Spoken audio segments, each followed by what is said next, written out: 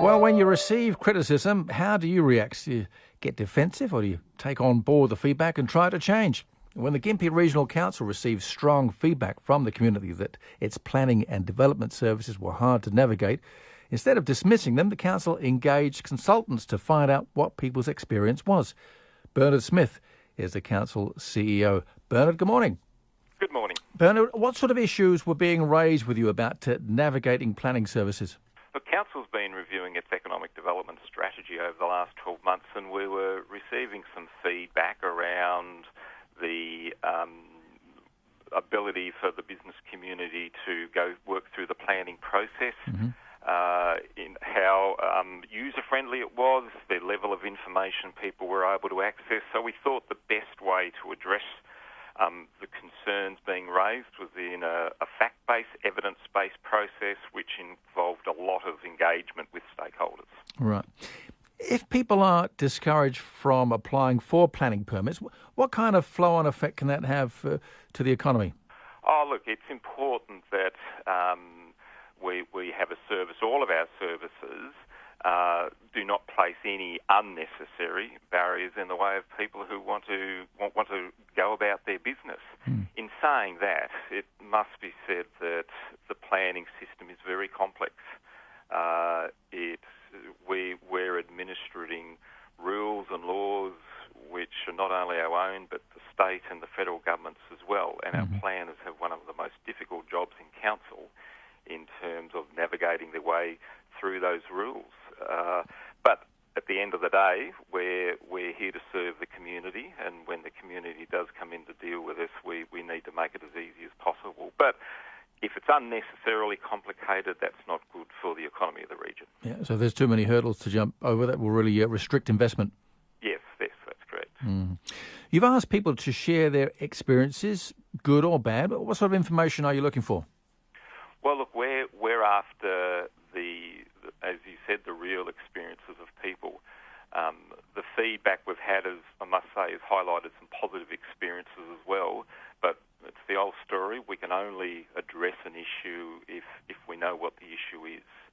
Someone once said, we can't fix the pothole unless we know about it. Yep. So it is important that we hear firsthand from people who have had dealings with council about what they have found has gone well and also the issues they have had, so then we can turn our minds to making the process easier.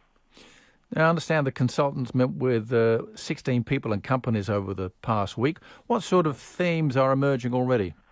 I think the themes, and we need to be very careful sort of not to jump to the solution before the process is over, but I think it's not unusual that themes around communication, and also a particularly important one is trying to reduce the complexity of the planning process, and that's very difficult because, as I said earlier, it revolves around the technical aspects of the planning scheme, state laws, state-imposed timeframes.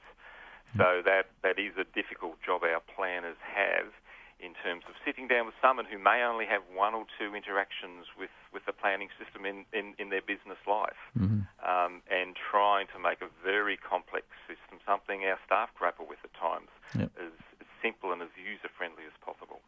Why did you feel the need to get in consultants? Oh, look, I think it's important that there is an independent eye cast over it. I think it's important that in order to protect the integrity of the process, ensure we have people are able to feel freely to contribute, that we have someone independent to undertake the process. We've had some very strong feedback back around our processes, and we certainly want people to speak freely. So in a lot of instances, the use of an independent person is very important, whether it's planning, whether it's any of our other services, in order to ensure a robust process and one where the answer at the end can be defended, that we have someone neutral undertaking it. Yep. Council has been criticised for the most recent rate rise. How much is this project costing? The consultants are costing around $75,000, which isn't a small amount of money, but ultimately their planning system is very, very important. We deal with planning applications worth many, many millions of dollars every year. So we certainly believe it is an appropriate investment in order to ensure that we're providing the best possible service. Noting that we've been receiving a lot of good feedback from some major proponents as well about our planning services, but there's always room for improvement.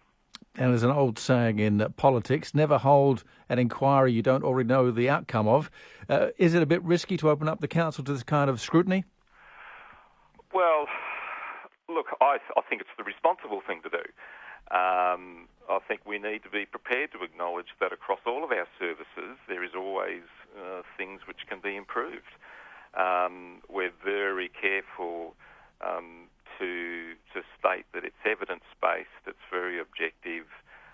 There will be some good things come out of it. It will also identify the good things we are already doing. So I'm not concerned about it being risky. I'm only concerned about it being a proper, robust process, which makes our services even better. What's the time frame on this?